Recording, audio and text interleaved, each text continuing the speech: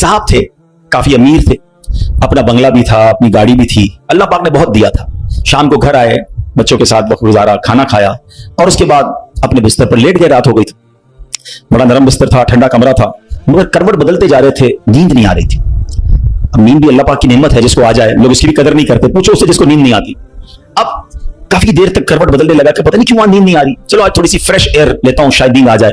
घर से बाहर निकले, गाड़ी स्टार्ट की और आगे चलते रहे और घूमने लगे गलियों में। अचानक एक मस्जिद नजर आई और मस्जिद का दरवाजा खुला नजर आया। कहा चलो यार ऐसे ही घूम रहा हूं, जरा मस्जिद के अंदर चला जाता हूं, वजू करके कुछ 2 रकात नफल पढ़ लेता हूं। मस्जिद के बाहर गाड़ी पार्क की, वजू किया, मस्जिद के अंदर दाखिल हुए तो जैसे ही मस्जिद के अंदर गए तो पूरी मस्जिद खाली, मगर हल्की हल्की कहीं से रोने की आवाज आ रही। रात को इस वक्त कौन है मस्जिद में और क्यों रो रहा है? तो देखा कि एक कोने में एक गरीब आदमी अल्लाह की बारगाह में हाथ उठाए रो रहा है और रोते रोते अल्लाह की बारगाह में अर्ज कर रहा है कि ऐ अल्लाह, मेरी बेटी बीमार है, डॉक्टर ने ऑपरेशन का कहा है, मुझ गरीब के पास पैसे नहीं है, कहां से लाऊं? ऐ रब्बे करीम, तू ही असबाब बनाने वाला है, मुझ गरीब की हालत जार पर रहम फरमा। उस अमीर शख्स को समझ आ गया मुझे नींद क्यों नहीं आ रही थी, मुझे कहीं भेजा गया है, मैं ढूंढते ढूंढते इसी के लिए आया हूं। अल्लाह अकबर। वो गरीब के पास गया, जेब में जितनी रकम थी निकाल कर उसके पेश कर दी कि भाई ये ले लो और मेरा ये कार्ड भी रख लो, कभी भी जरूरत पड़े तो मुझसे बात कर लेना। उस गरीब शख्स भी कैसा खुददार था, उसने कार्ड वापस दिया, कहा मुझे एड्रेस की जरूरत नहीं है, मेरे पास एक एड्रेस मौजूद है। तो कौन सा एड्रेस मौजूद है? बोला ये एड्रेस है ना, अल्लाह की बारगाह में आया, उसने तुम्हें भेज दिया, जब दोबारा जरूरत पड़ेगी तो भी इसी की बारगाह में आ जाऊंगा। सारे दरवाजे बंद हो जाए, मेरे करीम का दरवाजा खुला होता है। हमारा प्रॉब्लम है, हम जाते ही नहीं उसके पास। अच्छा, अपना एक छोटा सा टेस्ट ले लो ना, ताकि अंदाजा हो जाएगा आपको। कभी भी आपको बीमारी हो, पेट में दर्द हो, सर में दर्द हो, पांव में दर्द हो, चोट लग जाए, पहले कौन याद आता है? डॉक्टर। डॉक्टर के पास चलो, यार बड़ा दर्द है, किसी को मालूम करो कैसे इलाज होगा, दवाई। मैं नहीं कहता डॉक्टर के पास नहीं जाना चाहिए, लेकिन पहले हमें अल्लाह याद आना चाहिए। ऐ अल्लाह, तू शिफा देने वाला है, कर्म कर दे मालिक। कारोबार में नुकसान हुआ, फैमिली में प्रॉब्लम हुआ, वॉट एवर प्रॉब्लम, सबसे पहले हमें दुनिया वाले, सोर्स हैं, वकील, पुलिस, ये याद आते हैं। होना यह चाहिए कि हमें खालिक के असबाब की तरफ लौ लगानी चाहिए, पहले अल्लाह करीम को पुकारना चाहिए। असबाब इख्तियार करना मना नहीं, मगर असबाब के चक्कर में, इस दुनिया के चक्कर में हम भूल गए उसे कि जो हल करने वाला है, जो मुश्किलें दूर करने वाला है, जो औलाद देने वाला है, जो मुसीबत टालने वाला है, उसकी तरफ जाते ही नहीं है। पूरा पूरा दिन दफ्तरों के धक्के खाते हैं, मगर 2 रकत पढ़कर उसकी बारगाह में सर नहीं झुकाते। देखो अल्लाह कैसे काम बनाता है। एक और वाकया सुनो। एक बहुत मशहूर डॉक्टर था, मैंने वाकया किताब में पढ़ा। मिसाल के तौर पर उसका नाम डॉक्टर अहमद था। सारी जिंदगी उसने बड़े ऑपरेशन किए, उसका बड़ा नाम था। अब हुकूमत ने ऐलान किया कि इसको गोल्ड मेडल देना है, लाइफ टाइम अचीवमेंट अवार्ड।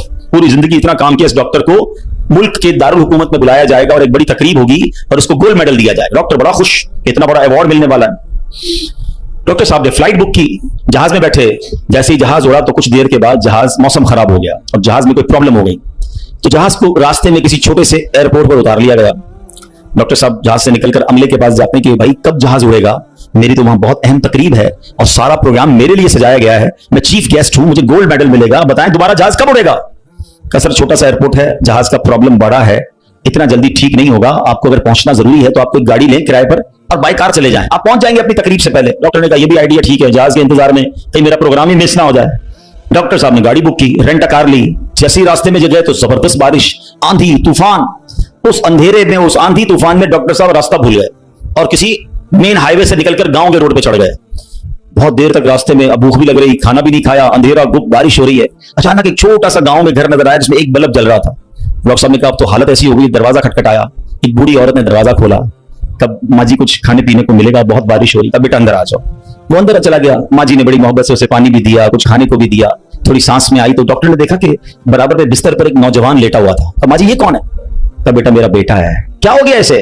कहा इसको बहुत बड़ी बीमारी है। माँ जी इलाज क्यों नहीं करवाती? माँ जी कहती मैंने गांव के डॉक्टर को दिखाया है, डॉक्टर कहते हैं हमारे वतन में एक ही डॉक्टर है जिसका नाम डॉक्टर अहमद है, वही इसका इलाज कर सकता है, मगर बेटा मैं गरीब माँ हूं, मैं अपने बेटे को कहां से डॉक्टर अहमद के पास ले जाऊं, न पैसे हैं न किराया है, बस रोज अल्लाह से दुआ करती हूँ अल्लाह तू कारसाज है, मेरे बेटे को शिफा दे दे या डॉक्टर अहमद के पास पहुंचा दे। डॉक्टर अहमद रोने लगा, कहता है माँ जी मैं ही डॉक्टर अहमद हूं और अल्लाह ने मुझे तेरे घर पे भेज दिया है। जहाज का खराब होना, छोटे एयरपोर्ट पर उतरना, रेंट कार लेना, रास्ता भूल जाना, किसी और घर पे न रुकना, उसी झोपड़ी के किनारे पर रुकना और उस घर में जाना और उस मरीज का इलाज करना। अब भी नहीं मानोगे, इन्नल्लाह अला कुल्लि शैइन कदीर, मेरा रब जो चाहे वो करने पर कादिर। बस हमारा भरोसा ही जाता है। हम समझते हैं दुनिया वाले साथ देंगे, हम समझते हैं दुनिया वाले मसला, अरे दुनिया वाले तो दुख ही दुख देते हैं।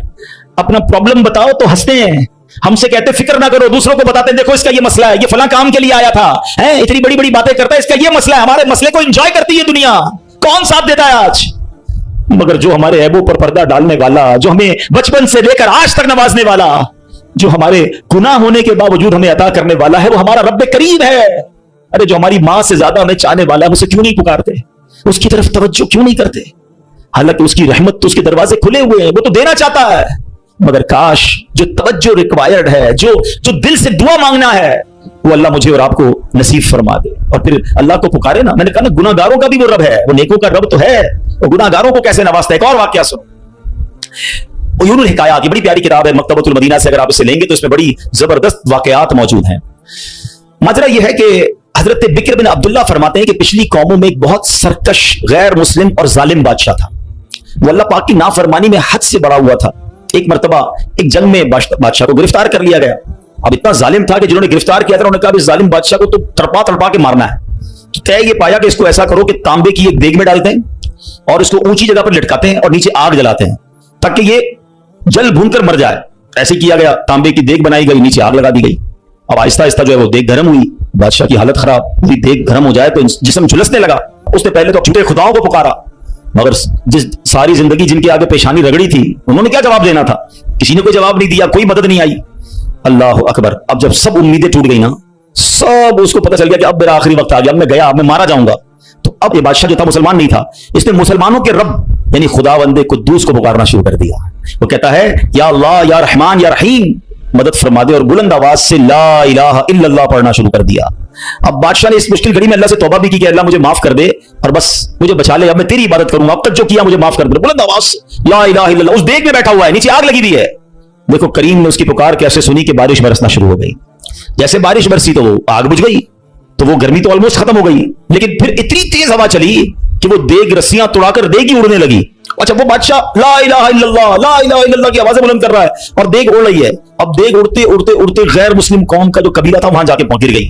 अब जब वहां गई तो लोग हैरान कि ये कैसी देग जो उड़ते हुए आ रही है और उसमें बंदा बैठा हुआ वो ला इलाहा इल्लल्लाह पढ़ रहा है। तो जब वो गैर मुस्लिम करीब आए तो उस बादशाह ने बाहर निकलकर अपना वाकया सुनाया कि सुनो, मैं गैर मुस्लिम था, अपने अल्लाह के सिवा झूठे खुदाओं की पूजा करता था, मैंने कलमा पढ़ा, अल्लाह ने इस मुसीबत से निकाल दिया और मुझे यहां पहुंचा दिया, पूरा गांव कलमा पढ़कर मुसलमान हो गया। अल्लाह की जो ना कुदरत के नजारे हैं, अल्लाह ऐसे निकालता है बंदे को कि समझ भी नहीं आती। बात वही है कि दिल से उसे पुकारना है, मगर दिल से गिड़गिड़ा कर तवज्जो के साथ, फोकस के साथ, फिर देखो आपकी मुश्किलें कैसे टल जाती हैं। तो अल्लाह करे कि हम प्यारे आका अलैहिस्सलाम की सुन्नत पर अमल करने वाले बन जाए। एक बार खुद नबी पाक के साथ बड़ा हैरान कुन वाकया पेश आया। ये 3 हिजरी ग़ज़वा गतफान का मौका था। प्यारे आका अलैहिस्सलाम सहाबा किराम को लेकर सफर पर रवाना हुए। एक मकाम पर पड़ाव किया तो सहाबा किराम कुछ फासले पर ठहरे और नबी पाक अलैहिस्सलाम अकेले एक दरख्त के नीचे तशरीफ फरमा हो गए। गैर मुस्लिम जो हर वक्त नबी पाक को मादअल्लाह नुकसान पहुंचाने की ट्राई करते रहते थे, प्लान करते रहते थे, उनमें से गैर मुस्लिम अचानक कहीं से आया, हाथ में नंगी तलवार, और नबी पाक अकेले, कोई उस वक्त सहाबा भी करीब नहीं थे। तो प्यारे आका अलैहिस्सलाम के बिल्कुल सामने आ गया और बड़े तकब्बुर के साथ, बड़े जिसको कर्रो फर के साथ कहता है, ए मोहम्मद सल्लल्लाहु अलैहि वसल्लम, अब बताइए आपको मुझसे कौन बचाएगा? आपके साथ तो कोई भी नहीं है, आप अकेले हैं, मेरे हाथ में तलवार है। अल्लाह अकबर। नबी पाक की तवज्जो अल्लाह की तरफ कैसी थी, आपने सिर्फ एक जुमला का, एक लफ्ज कहा, फरमाया अल्लाह। क्या क्या नाम है, दिल को कैसा सुकून नसीब होता है। मैं उसे पुकार रहा हूं जो मेरा खालिक है, जो मेरा मालिक है, जो मेरा परवरदिगार। पुकारा करो उसे, नाम लिया करो उसका, कहो अल्लाह अल्लाह अल्लाह अल्लाह, पुकारो उसे अल्लाह अल्लाह अल्लाह अल्लाह। हाय हाय हाय, नबी पाक की जबान से लफ्ज अल्लाह निकला, वो गैर मुस्लिम तो कांपने लग गया, तलवार उसके हाथ से छूट गई। अब नबी पाक ने तलवार उठाकर कहा, अब बताओ तुम्हें मुझसे कौन बचाएगा? थोड़ी देर पहले तो वो कह रहा था ना आपको कौन बचाएगा, अब आका के हाथ में तलवार है सल्लल्लाहु अलैहि वसल्लम, अब बताओ तुम्हें कौन बचाएगा? वो कहता है हुजूर मुझे बचाने वाला तो कोई भी नहीं है, वो मुसलमान तो था नहीं। नबी पाक अलैहिस्सलाम ने उसकी बेकसी पर रहम फरमाया, उसे माफ कर दिया। आए हाय, नबी पाक के ऐसे आला इखलाक देखिए, वो कलमा पढ़कर मुसलमान हो गया। दुश्मन आ जाए तो चादर भी बिछा देते हैं, हम माफ करेंगे। जान लेने आया था, आका ने उसे माफ किया। हमारे मिजाज के खिलाफ बात करते, सारी जिंदगी दुश्मनी ले लेते, मुझे गाली दी, मुझे बुरा भला कहा, मुझे नुकसान पहुंचाया, कब तक बदले लेते रहोगे यार? हैं, नबी ये पाक के उम्मती हो तो माफ करना भी तो सीखो। आका अलैहिस्सलाम जानी दुश्मन को माफ कर देते, हम अपने भाई को माफ करने के लिए तैयार नहीं होते। नहीं मैं नहीं जाऊंगा भाई के घर, हम नहीं जाते फला रिश्तेदार के घर, हम नहीं बुलाते किसी को दावत में। छोटी छोटी बातें हैं, कभी दावत नहीं दी थी आपको इस वजह से, कभी सीधे मुंह बात नहीं कर सके, आपको वेलकम नहीं कर सके, आपको तोहफा नहीं भिजवाया। इतनी छोटी बात पर आपने रिश्तेदारियां खत्म कर दी। और एक तरफ कहते हो कि नबी पाक के उम्मती, आका के गुलाम। अच्छा, नाते सबको याद हैं? याद करो ना, नबी पाक की सुन्नत पर तो अमल करो, किसी को तो माफ करो। बंदा कहता मैं बताता हूं, मुझे गाली दी है, अब मैं बताता हूं। वो एक गाली देता है, इधर से 7 गालियां जाती हैं। और सही बात यही है, जो कहते हैं ना मैं बताता हूं, वो वाकई बता देता है वो कौन है, उसके अंदर कितना गंद भरा हुआ है। अगर वो आपके साथ बुरा कर रहा है तो आपको किसने इजाजत दी है बुरा करने की? एक अजीब सा जुमला मशहूर कर दिया गया है, जनाब हम शरीफ के साथ शरीफ हैं, बदमाश के साथ बदमाश हैं। मुझे आज तक समझ नहीं आया कौन सा बटन लगा हुआ है आपके अंदर भाई। शरीफ के साथ शरीफ होते हो, बदमाश आता है, आप भी बदमाश बन जाते हो, तो फिर तो आप भी बदमाश हुए ना भाई। शरीफ आदमी शरीफ के साथ शरीफ होता है, बदमाश के साथ भी शरीफ होता है, तभी तो बदमाश की इस्लाह होगी ना। मुसलमान हुआ ना ये शख्स, नबी पाक ने माफ कर दिया। तो खुदारा आका की सुन्नत को अदा करें, और जैसी भी मुश्किल, जितनी बड़ी मुश्किल हो, आप बस दुआ करें, अल्लाह को पुकारें, अल्लाह को याद करें, तवज्जो अल्लाह की तरफ जाए। अच्छा, एक और चीज, एक और टेस्ट करते हैं। कोई नुकसान हो गया है, कोई तकलीफ हो गई, आप हमारी हम जिस जनरेशन के, मैं जिस जनरेशन का हूं, शायद अब तो ऐसा नहीं है, जो बुजुर्ग बैठे उनसे पूछें कि हमारी माएं या हमारी नानी दादी बच्चे को सुलाती थी तो जिक्रुल्लाह करके सुलाती थी, हैं? आमीना बीबी के गुलशन में कैसे पढ़ती थी? आमीना बीबी के गुलशन में आई है ताजा बहार, पढ़ते हैं सल्लल्लाहु वसल्लम आज दरो दीवार। नबी जी अल्लाह अल्लाह अल्लाह ला इलाहा हो अल्लाह अल्लाह अल्लाह ला। रात बच्चे को सुला रहे हैं तो जिक्र इलाही हो रहा है, नाते सुनाई जा रही हैं, बच्चे को कुछ लग जाए तो हस्बी अल्लाह या अल्लाह खैर है। अब तो अजीब अजीब बातें हैं। रात को मोबाइल पकड़ा दिया हाथ में, गाना देखते हुए, म्यूजिक देखते हुए, कार्टून देखते हुए, अब्बा भी सो रहा है, बच्चा भी सो रहा है। सुबह उठते ही भाई वुजू करवा के फजर पढ़ाया जाता था, कलमा पढ़ाया जाता था। मुझे अपना याद है, हम जब छोटे थे तो स्कूल जाना होता था, तो फजर की नमाज के बाद फिर सो गए, तो हमारे उस वक्त रेडियो पाकिस्तान पे, जो मेरी उम्र के लोगों को उनको पता होगा, अब तो पता नहीं है, सुबह 7 बजे जो ना वो दुरूद पाक चलता था, हैं?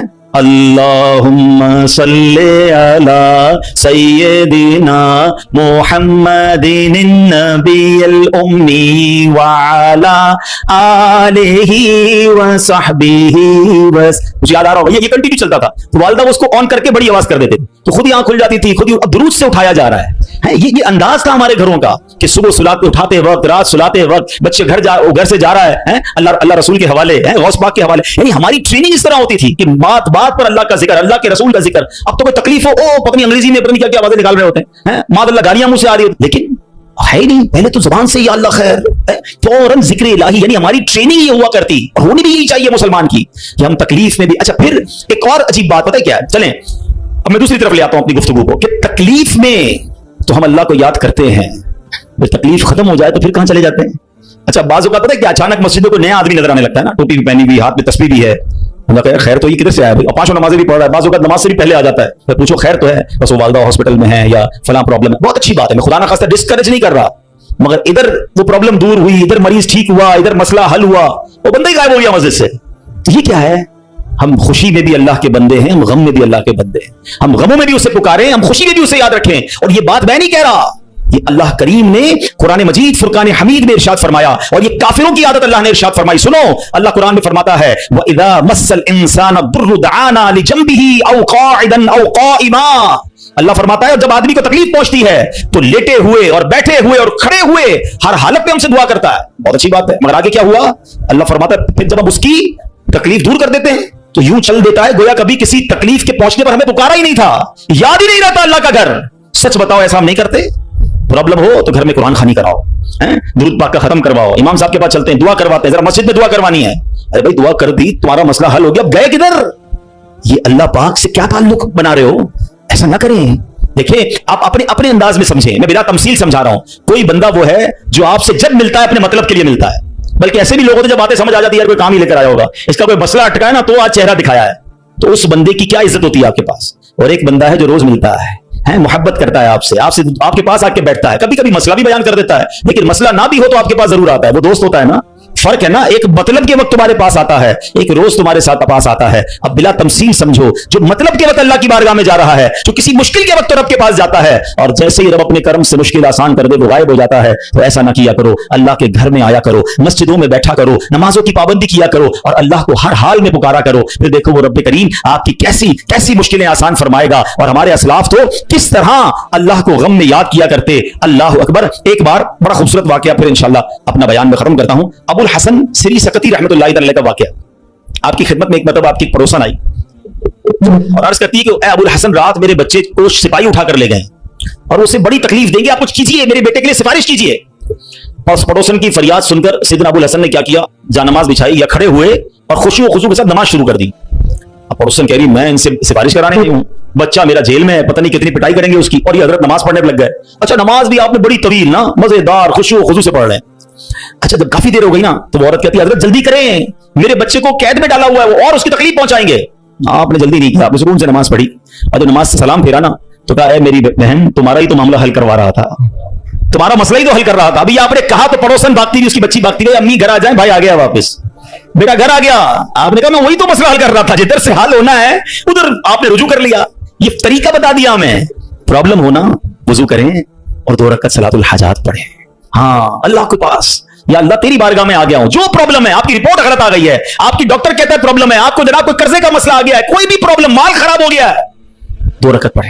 किसी के पास पहले ना जाओ, पहले अल्लाह के पास। अल्लाह भेजेगा आपको, अल्लाह आपके पास रास्ते बनाएगा। आप इंशाअल्लाह नमाज पढ़ें, अल्लाह को पुकारें, आपको इंशाअल्लाह ऐसा रास्ता सुझाई देगा कि काम सारे सीधे हो जाएंगे। हम पहले कहीं और जाते हैं, हम रब के पास क्यों नहीं जाते? हम सब के पास जाते हैं, हम रब के पास नहीं जाते। हम सब पर भरोसा करते हैं, हम रब पर भरोसा नहीं करते। आज के इस बयान में एक बात सीख कर जाना है कि मेरी मुश्किलों को हल करने वाला कौन है। जोर से बोलो ना, एक बार और बोलो। परेशानी दूर करने वाला कौन है? बीमारी दूर करने वाला कौन है? मुसीबत टालने वाला कौन है? मुझे इज्जत देने वाला कौन है? मुझे जिल्लत से बचाने वाला कौन है? मुझे दुश्मनों से बचाने वाला कौन है? मेरे गमों को दूर करने वाला कौन है? मेरी बेकरारी को दूर करने वाला कौन है? दिल में चैन डालने वाला कौन है? अरे मुझे अपने घर काबे को दिखाने वाला कौन है? मुझे हज पर बुलाने वाला कौन है? मुझे मदीने की हाजिरी का शरफ देने वाला कौन है? मुझे अपने महबूब का सच्चा आशिक बनाने वाला कौन है? मुझे गुनाहों के दलदल से निकालकर नेकियों के रास्ते पर चलाने वाला कौन है? और सुनो, इंशाअल्लाह मुझे जन्नत में भेजने वाला कौन है? तो जब सब देना उसने है, सब मिलना उससे है, फिर क्यों जाते उधर? उसका दर थाम लो, उससे मोहब्बत करो, उस पर यकीन करो और उससे पुकारो। मैंने आज आपको कुरान के जरिए, हदीस के जरिए, वाकयात के जरिए समझाया कि जब जब उसे पुकारा गया है उसने अपने कर्म के दरवाजे खोले हैं और उसने मुसीबतों को हल कर दिया है। हाँ, कभी कभी ऐसा जरूर होता है कि मैं जो मांगू मुझे नहीं मिलता, मैं जो मांगू उसमें लेट हो जाता है। अब उसमें शैतान दिमाग में ख्यालात डालता है कि सारी बातें तो मौलाना साहब ने कर दी, मगर मैं तो बहुत सालों से दुआ कर रहा हूं, मेरा तो मसला ही हल नहीं हो रहा। मैं तो रो रो के दुआ भी करता हूं, तहज्जुद में भी दुआ की, काबे के सामने जाकर भी दुआ करके आया, फलां बहुत बड़ी नेक शख्सियत से भी दुआ कराई। हाँ, अब ये वसवसा भी आज समझ लो, इसको हल कर लेते हैं ना। अल्लाह से हर हाल में मोहब्बत करनी है, ठीक है।